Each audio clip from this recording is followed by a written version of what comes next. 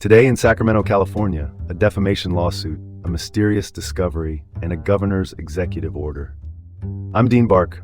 Welcome to the City Report with Dean Bark in Sacramento.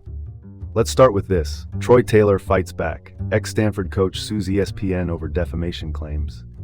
Troy Taylor, a name familiar to football fans, especially those at Stanford and Sacramento State, has taken a bold step by filing a federal defamation lawsuit against ESPN and reporter Xuan Tai.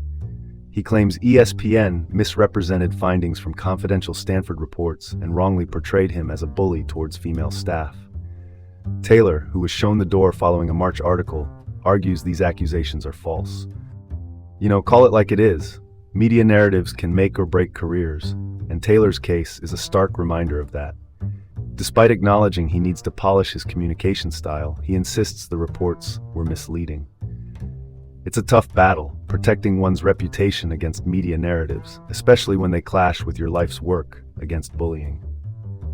Moving on, mystery in Nevada County. Body of Grass Valley man found on dirt road identified.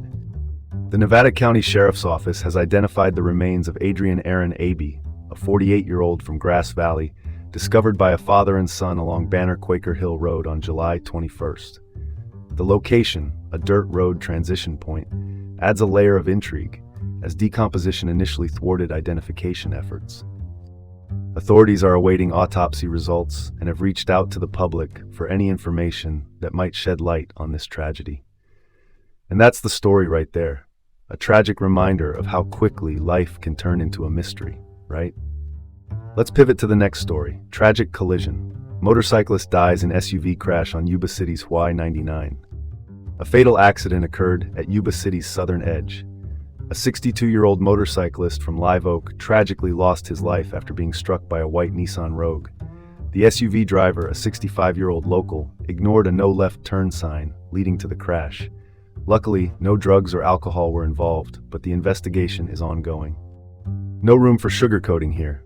Ignoring signs can have irreversible consequences. It underscores the need for vigilance and adherence to traffic rules for everyone's safety.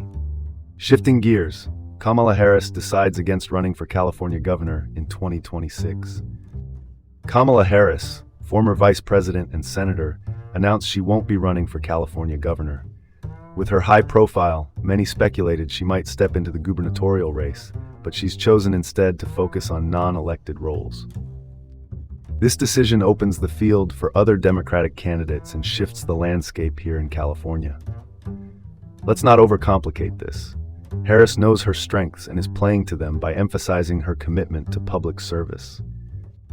And now for something completely different. Governor Gavin Newsom addresses masculinity crisis with new initiatives.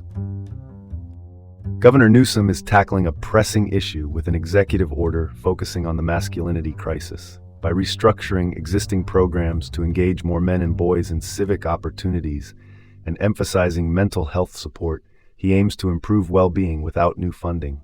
Well, that's one way to look at it. Addressing complex issues without new funds is an ambitious endeavor, but it's a step towards tackling the challenges that young men, especially Black and Latino men, face. And that's your report for today from the City Report with Dean Bark in Sacramento. Have a great day, and we'll see you tomorrow.